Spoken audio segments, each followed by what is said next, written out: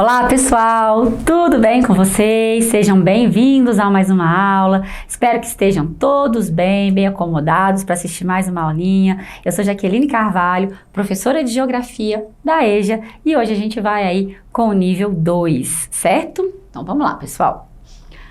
Bom, hoje a gente vai continuar a nossa aulinha passada, né, que a gente já tinha falado um pouco de globalização. Então, para quem assistiu, hoje vai ser uma continuação, tá, da nossa aulinha aí, e nós vamos falar agora, né, vamos revisar e depois vamos dar continuidade, né, sobre as questões da globalização. Então, o que a gente falou aula passada? Então, quem estava aí me acompanhando, vamos relembrar, e para quem não estava, vamos aprender para acompanhar. A globalização, então, é uma rede, é um fluxo, né? É uma troca ali de conexões, certo? É quando a gente tem ali uma relação, né? Então, todas as trocas culturais, econômicas, que a gente faz no planeta, a gente está, de certa forma, integrando, a gente está se conectando e globalizando, certo? Então, é isso que é a globalização, é essa rede, beleza? Bom, meninos, e aí para começar e para a gente revisar a nossa aula passada, eu trouxe um vídeo falando de globalização e produção industrial, que também tem tudo a ver com a globalização econômica. Então, presta atenção aí para você relembrar e se ligar. Vamos lá, gente? Como a produção do iPhone explica a globalização?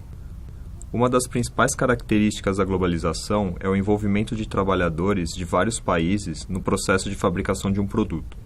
Em busca de vantagens competitivas, as multinacionais sediadas nos países desenvolvidos distribuem as etapas da cadeia de produção por diversas partes do planeta.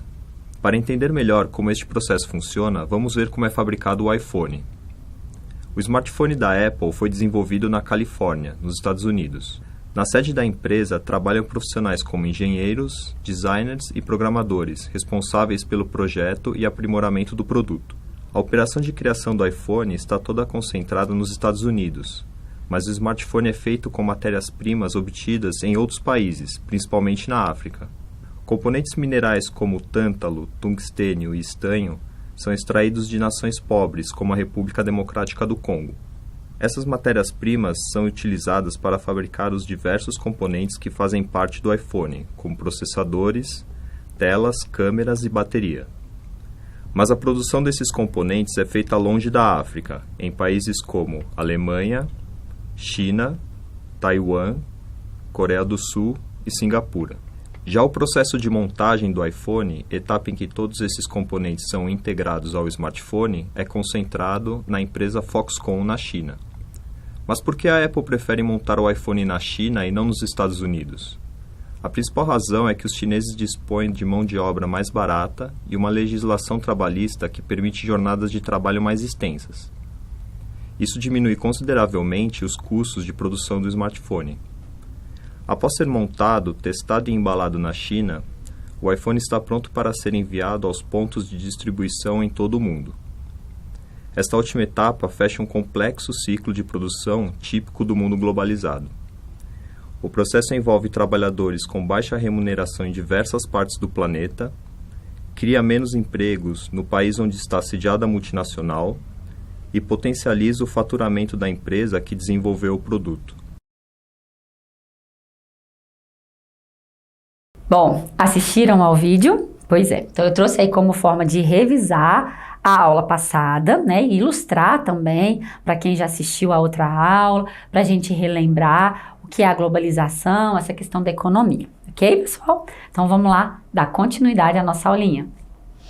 Bom, agora a gente tem aqui, gente, globalização e meio ambiente. Na aula passada, eu comecei a conversar com vocês sobre como que a globalização ela vai impactar o meio ambiente. Na verdade, o que acontece? A globalização ela facilita a circulação de mercadorias e ela facilita o consumo, né? Então, quando mais a gente tem facilidade para consumir, ela abre o mercado, isso faz a economia crescer e com isso aumenta o poder aquisitivo das pessoas, né? Então, o que acontece, gente? Toda vez que a gente aumenta o nosso consumo, a gente vai precisar tirar mais recursos no meio ambiente. A gente vai precisar usar mais recursos do meio ambiente, certo? Então, é isso que a gente tem nesse quadro. Então, quando a gente acelera o consumo, quando a gente compra, consome, mais recursos vão ser precisados, ser retirados do meio ambiente, mais a gente pode suprimir vegetação, mais a gente pode poluir através das indústrias que vão ser mais utilizadas. Então, a globalização, quanto mais ela se expande, ela também pode gerar esse impacto ambiental. Tá? Então, a gente tem essa ideia. Igual eu falei, igual eu trouxe na última aula, né? A gente tem as consequências, os pontos positivos, mas a gente também tem as consequências negativas da globalização. E essa supressão sobre o meio ambiente é uma delas. E aí a gente tem um termo, que talvez, não sei se vocês conhecem, mas que com certeza vocês já passaram raiva. A obsolescência programada. O que é isso?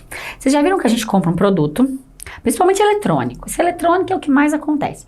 A gente compra um eletrônico, coloca lá na nossa casa, estamos usando bonitinho. De repente o produto estraga, do nada. Você não deixou ele cair, não aconteceu nada com ele, de repente ele parou de funcionar. Você liga seu celular no dia, no outro dia ele não liga mais. E aí você não entende. Parece que os produtos são feitos com prazo de validade. Né? O dia que dá o dia do vencimento, ele acaba. Eu fico brincando que antigamente, eu não sei se alguém tem aí em casa, né? Aquelas geladeiras mais antigas, elas eram amarelas, vermelhas, azuis, assim, aquelas geladeiras, elas duravam uma eternidade, né? Minha mãe tinha uma que assim, desde que eu era criança, tinha geladeira, e essa geladeira ficou muitos anos. Aí um dia minha mãe resolveu comprar uma geladeira nova, não porque ela estragou, porque minha mãe queria trocar mesmo a cara da geladeira, e doou essa geladeira para outra pessoa, que ainda usou mais um tempão. Então, parece que as coisas eram feitas para não estragar. A gente tem essa impressão que a durabilidade dos produtos era maior do que hoje em dia. Então, hoje em dia você compra alguma coisa muito tecnológica, cheia dos botõezinhos e tal. Ah, mas já tá estragando, né? Então, parece que os produtos são feitos com data de validade para estragar. E isso, gente, é um lance da indústria, né? Porque, se imagina só, se faz um produto muito bom e ele não estraga, você não vai comprar outro. Ou você vai demorar muito tempo para comprar outro, né? E aí, a gente acaba dando prejuízo para a economia. Porque o que todo mundo quer? Que a gente compre. Porque quanto mais a gente consumir, mais a gente vai alavancar a economia. Mas tem um lado ruim. Quanto mais a gente consumir, mais a gente vai prejudicar o meio ambiente. Então a gente tem que ter aquela balancinha lá do desenvolvimento sustentável, né? Ao mesmo tempo que eu consumo, né, eu tenho que pensar que esse consumo aqui exagerado, ele vai prejudicar aqui, ó, o meu meio ambiente. Então a gente tem que equilibrar, né? Tem que ter uma dose de equilíbrio. Mas o fato é, a globalização facilita, então, as questões ambientais. Bom, e aqui eu trouxe, só para a gente ter uma ideia do que é esses produtos estragarem com mais rapidez. E teve uma pesquisa que eles fizeram com alguns consumidores sobre a nossa percepção. Eu queria que você em casa pensasse se os seus produtos hoje em dia duram menos ou mais. Né? Se você acha que seus produtos também estragam assim, como se tivessem uma data de validade. Então, olha só, confira abaixo a percepção dos consumidores sobre a duração de eletrônicos.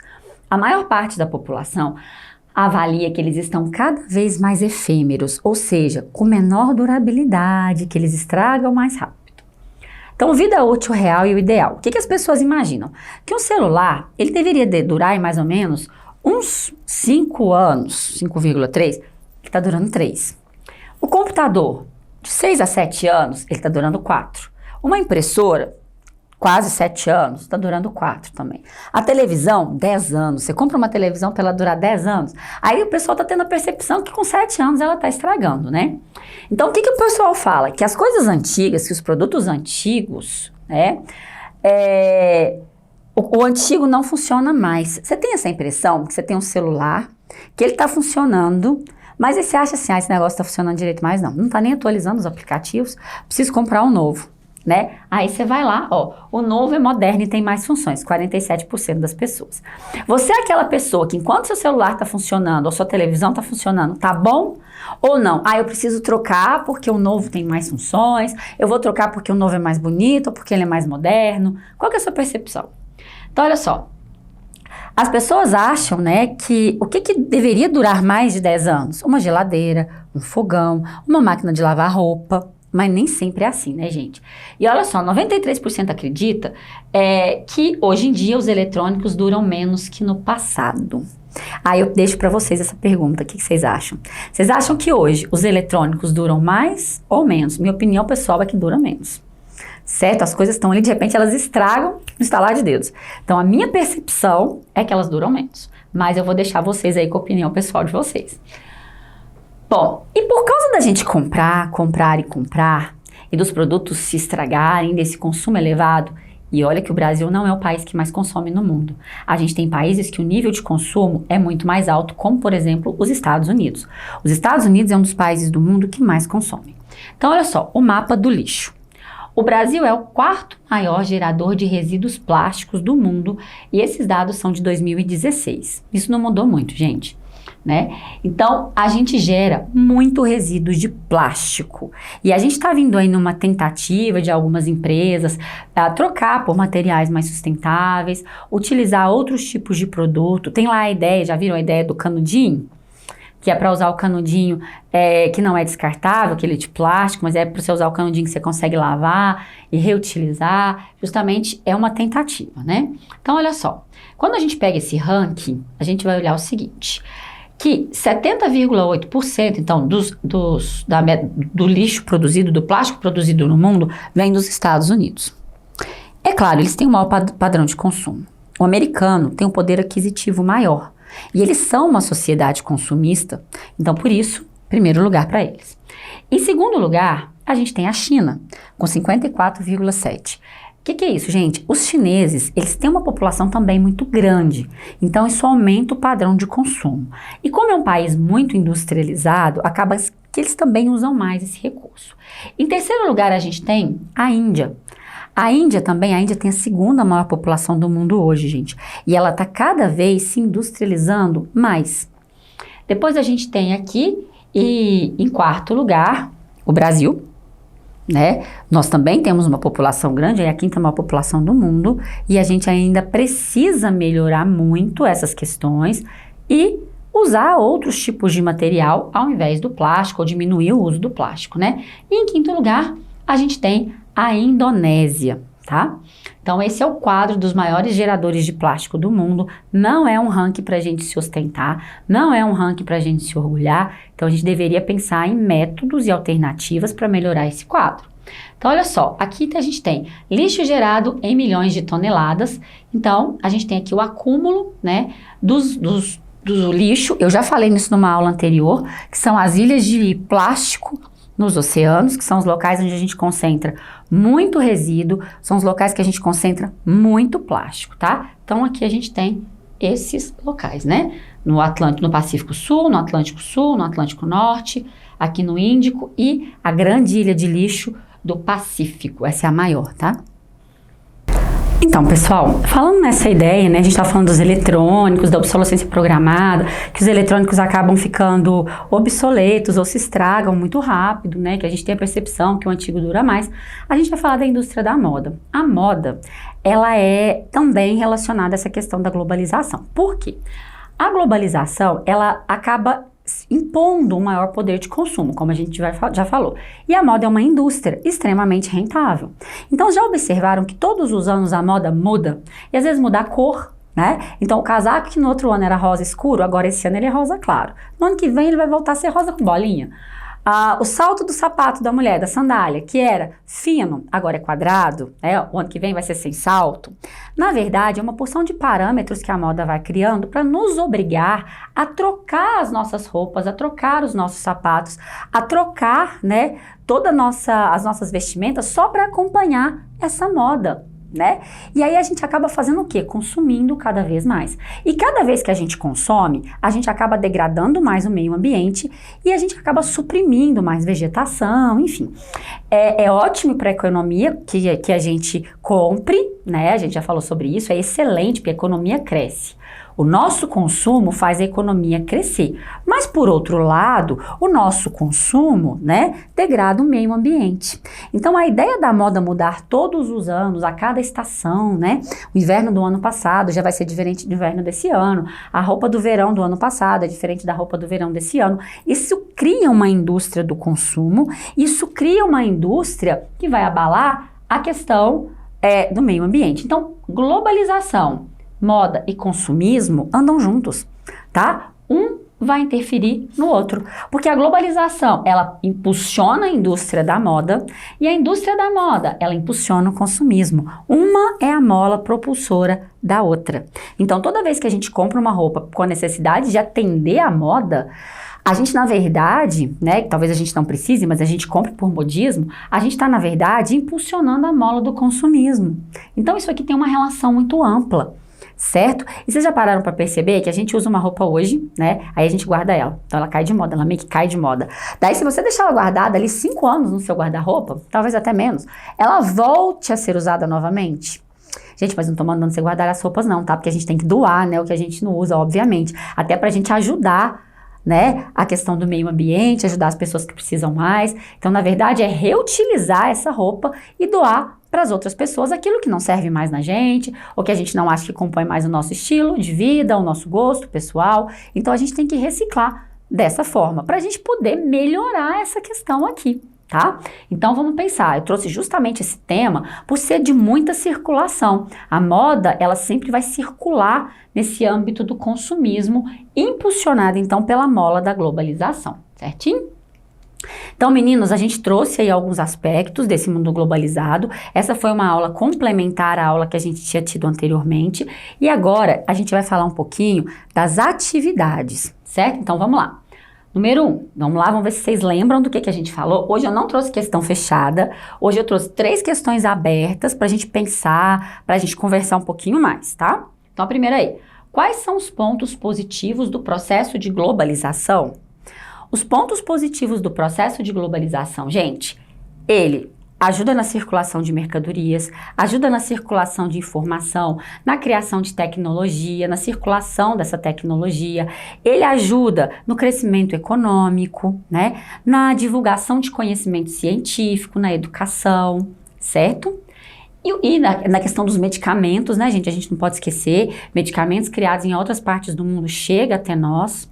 Depois, e aí, então esses pontos positivos, eles são muito interessantes.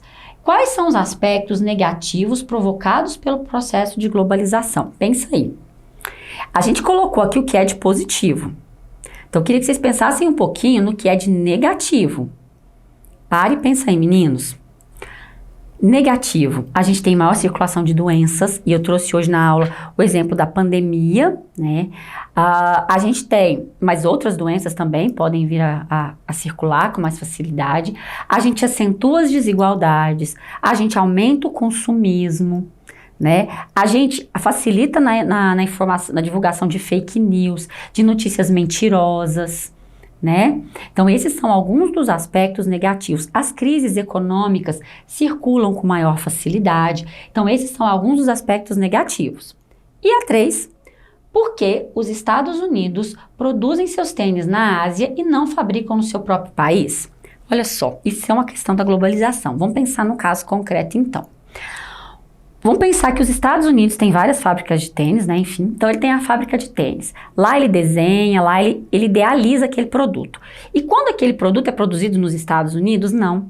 Aquele produto, ele acaba sendo produzido na Ásia, até às vezes aqui no Brasil. Por que os Estados Unidos, então, usa disso? Eles usam dos atributos da globalização, gente. Das facilidades que o processo de globalização dá a ele. Porque essa fábrica vai procurar um lugar que tem mão de obra barata, para sair mais barato esse tênis, um lugar que tem mercado consumidor para as pessoas comprarem esse tênis, um local que tem matéria-prima, que tem fontes de energia, que às vezes o governo dá alguma isenção de imposto, que o governo dá algum benefício para ele estar ali, então ele vai se instalar naqueles países onde ele tem benefícios. Aquela fábrica vai escolher se instalar em países que ela tem benefícios, e esse processo, ele é intensificado pela globalização. Certo, gente? Então, são esses os principais aspectos, ok? Bom, pessoal, então na aula de hoje a gente falou da globalização, a gente falou um pouquinho da relação dela com o meio ambiente, a gente falou do uso, da compra desnecessária de produtos que vão interferir então nas questões ambientais. Nós tivemos aí algumas atividades. Certinho, meninos e meninas? Então, muito obrigada pela presença de vocês, bons estudos, né? Obrigada por você estar acompanhando sempre a gente aqui. Quero deixar o convite para vocês estarem sempre conosco. Ótimos estudos, tudo de melhor. Muito obrigada, pessoal. Um beijo grande e até mais.